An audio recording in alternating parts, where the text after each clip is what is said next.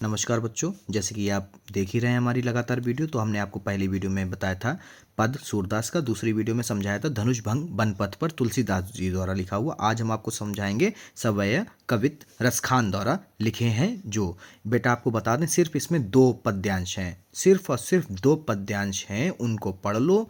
अगर इनसे नहीं आएगा, इससे नहीं आएगा तो इससे आएगा, ठीक है। और ज़्यादा है भी नहीं, सिर्फ 2 पढ़ लो, बस आपके 6 अंक पक्के हो जाएंगे। आइए, क्योंकि मैंने पिछले 10 साल के देखे हैं तो सिर्फ और सिर्फ उसमें 2 ही लगभग पूछे जाते हैं। आपको बता दें इनके पद्यांश में क्या आपको देखने को मिलेगा।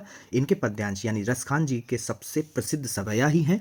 इसमें उन्होंने भगवान श्री कृष्ण के प्रति अपने अनन्य प्रेम को प्रकट किया है। वे अगले जन्म में भी कृष्ण के जन्मभूमि यानी ब्रज के आसपास ही रहना चाहते हैं, ठीक है। इनके बारे में अपने दोनों सवयों में ये बात करेंगे और तुलना करेंगे। तो चलिए आपको बताते हैं कि पद्यांश पहला है क्या और इसमें ये क्या कह रहे हैं। तो चलिए आपको बताते पद्यांश नंबर 1 सवय रसखान क्या है बेटा। आइए। मानुष हो तो बही रसखानी, बसो ब्रज गोकुल गांव के ग्वारन। जो पशु हो तो कहा बस मेरो, चरो नित नंद के धेनु मझारन। पाहन हो तो बही गिरी को, जो धर्यो कर छत्र पुरंदर धरान। जो खग हो तो बसेरो करो मिनी कलिंदी, कूल कंदम की डारान, ठीक है। तो ये है, ये बेटा बहुत इंपॉर्टेंट है आपका। अगर इससे सवैया यानी रसखान ने जो लिखे हैं वो 2 पद्यांश आपके बोर्ड परीक्षा 2026 के नज़रिए से बहुत बहुत बहुत इंपॉर्टेंट है। 2015, 17, 18, 20 और 23 और फिर 25 में ही रिपीट हुआ था।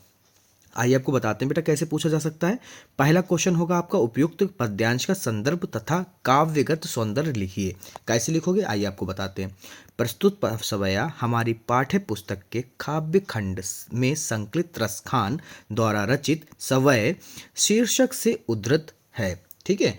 इसमें देखिए आपका काव्य सौंदर्य कैसे आप लिखेंगे। आपको बता दें, भाषा ब्रज है, रस भक्ति एवं शांत, छंद कौन सा है सवैया, अलंकार कौन सा यूज किया गया बेटा देखिए आपका कालिंदी, कूल कंदम की डारान, यानी कि इसमें अनुप्रास अलंकार का प्रयोग हुआ है।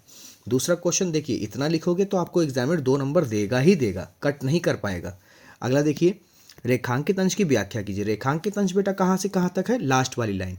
कहाँ है, लास्ट वाली लाइन। बेटा बहुत ध्यान देना, बाद में मत कहना सर आपने बताया था हमने सही से ध्यान नहीं दिया, ठीक है। देखो अगला, रेखांकित अंश की व्याख्या हेडिंग या स्केच डाल सकते हैं आप, आपको पता है। या तो ब्लैक पेन यूज़ करेंगे या फिर ब्लैक स्केच लिखेंगे। इसमें रसखान कभी कहते हैं कि यदि मुझे अगले जन्म में पक्षी यानी खग का शरीर मिले तो मेरी इच्छा है कि मैं यमुना नदी के किनारे लगे हुए कदम के वृक्षों की डालियों पर अपना बसेरा बनाऊं, ताकि मैं सदैव श्री कृष्ण के समीप रह सकूं, ठीक है। ऐसे लिखोगे 2 नंबर मिल जाएंगे। अगला देखो, तीसरा क्वेश्चन जो इससे है, इस पद्यांश से, रसखान अगले जन्म में पक्षी बनकर कहाँ निवास करना चाहते हैं। तो आपको बता दे बेटा, देखो उसी से लगभग लगभग पूछ लेता है वो। इसमें लिखेंगे रसखान पक्षी बनकर यमुना के किनारे कदम की डालियों पर निवास करना चाहते हैं। कदम, ठीक है, कदम। आगे है अपना, यहाँ पे 2 नंबर आपको यानी 6 नंबर पूरे हो जाएंगे अगर ये पद्यांश आपका आता है। अगला देखो, आपको ये भी बता दें, बहुत इंपॉर्टेंट है, बहुत सवय का है, रसखान जी द्वारा रचित है। इसमें पढ़िए आप ध्यान से। धुरी भरे अति शोभित श्याम जू, तैसी बनी सिर सुंदर चोटी। खेलत खात फिरे आंगन पग, बेचनिया बजती पिरी कछोती। पाछबी को रसखानी बिलोकत बारत, काम कलानिधि कोटि। काग के भाग कहाँ कहिए हरि, हाथ सो ले गयो माखन रोटी। 2016, 2019 और 2021 और फिर ये रिपीट हुआ 2024 में। आपको पता है बेटा, ये 4 पार्ट ही हमेशा पूछे जाते हैं। जो मैंने 4 पार्ट स्टार्टिंग में आपको बताया था, सिर्फ ये 4 पार्ट ही पूछे जाते हैं। देखिए इसको कैसे पूछा जाता है। उपयुक्त पद्यांश का संदर्भ लिखिए। आइए आपको बताते हैं। प्रस्तुत पद्यांश रसखान द्वारा रचित सुजान रसखान से हमारी पाठ्य पुस्तक के सवय पाठ से लिया गया है।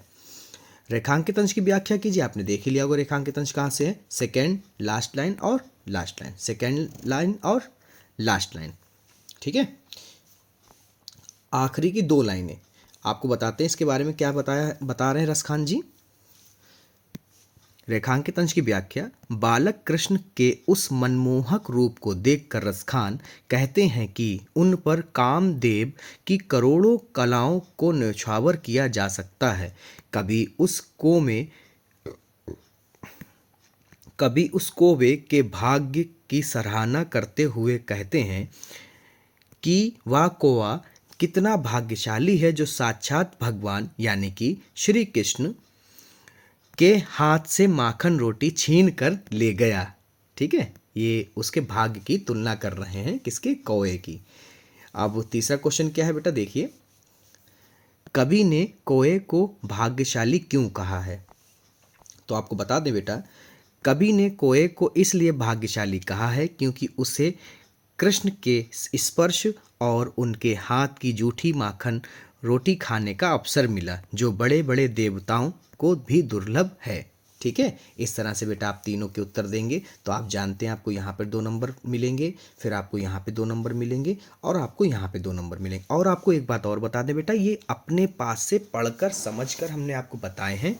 बहुत मेहनत लगती है, इसलिए आपसे कह रहे हैं एक वीडियो को लाइक कर दें इस वीडियो को, और पीछे की जो वीडियो आपने नहीं देखी उनको देख लें, जाके चैनल को भी सब्सक्राइब करें ताकि आप तक सभी नोटिफिकेशन समय से पहुँचती रहें। चलिए फिर से बहुत जल्द आपसे मुलाकात करते हैं अगली वीडियो में।